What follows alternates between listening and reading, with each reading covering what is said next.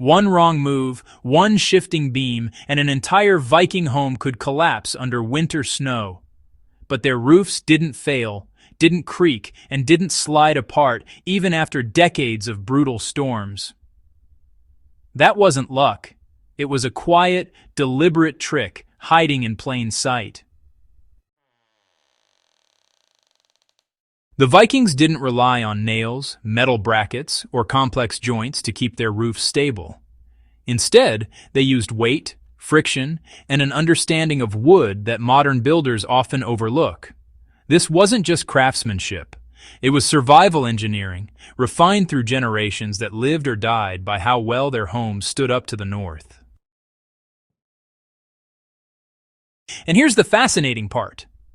This roof log trick was so effective that many Viking structures stayed intact long after their builders were gone. No adjustments, no maintenance, just silence and stability. Let's break down how it worked, why it mattered, and what it can still teach us today. Why Viking roofs had to be perfect. Viking-age Scandinavia was, honestly, unforgiving.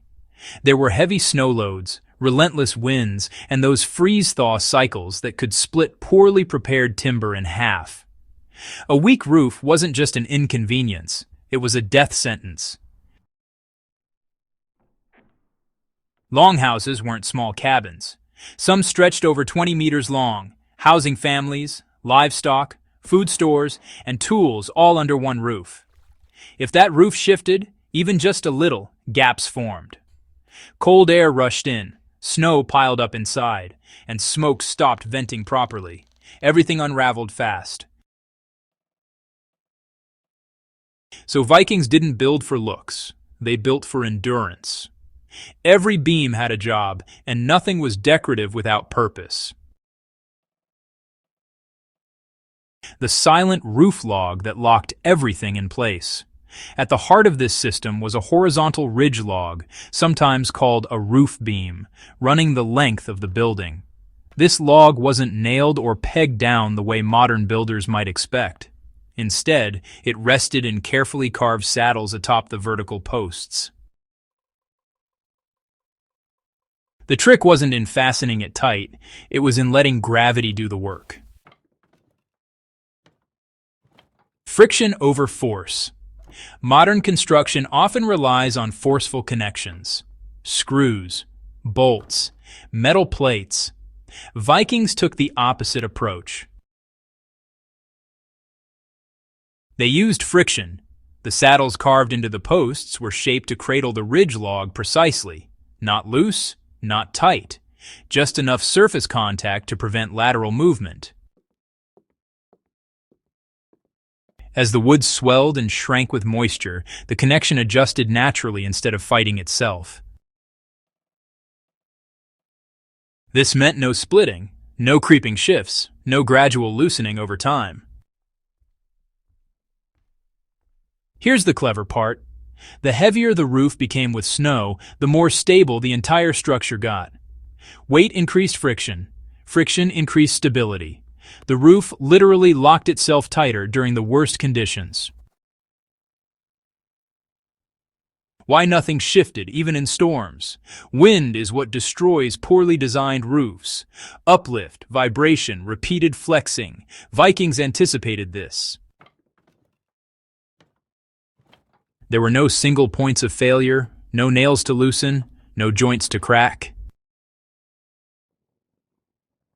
When the wind howled, the roof didn't fight it. It settled into it. The choice of wood was not accidental. Not all logs behaved the same, and Vikings knew this intimately. Posts were selected for straight grain and minimal knots. Rafters could be lighter but still strong. Instead of loosening connections over time, the house became more stable with age. No nails, no noise, no maintenance. Metal was expensive, nails were precious. Vikings saved them for ships, weapons, and tools. That silence mattered. In winter, sound carried differently. Cracking timbers meant danger. A roof that stayed quiet was a roof you could trust. Some longhouses remained structurally sound for generations, only abandoned when settlements moved or resources shifted. Why this matters for survival thinking today? This wasn't just ancient architecture, it was a mindset. In modern survival shelters, cabins, and off-grid builds, the same principles apply. Weight can be your ally. Flexibility can prevent failure. Friction can outperform fasteners when done right. What modern builders often miss is, well, today's buildings are really rigid. They're locked together, designed to resist movement at all costs. But nature always wins. When materials are allowed to expand, contract, and settle naturally, structures age gracefully instead of, well, catastrophically. The silent roof log wasn't just clever, it was humble. The legacy of quiet engineering, honestly, there's something powerful about a solution that doesn't announce itself. No ornamentation, no dramatic innovation, just a deep understanding of materials, environment, and physics. The Viking roof log trick is easy to overlook because it looks simple. But, simplicity, when earned, is the hardest thing to achieve. This is the kind of knowledge that kept families alive through endless winters. The kind that, honestly, deserves to be remembered. And the kind that still has a place in modern survival thinking. If you value forgotten skills, real-world ingenuity, and the quiet brilliance of historical survival techniques, stay connected with the legacy of survival. Like the video, share it with someone who appreciates true craftsmanship, and subscribe so you don't miss the next hidden lesson from our past. Because sometimes, the smartest solutions are the ones that never make a sound.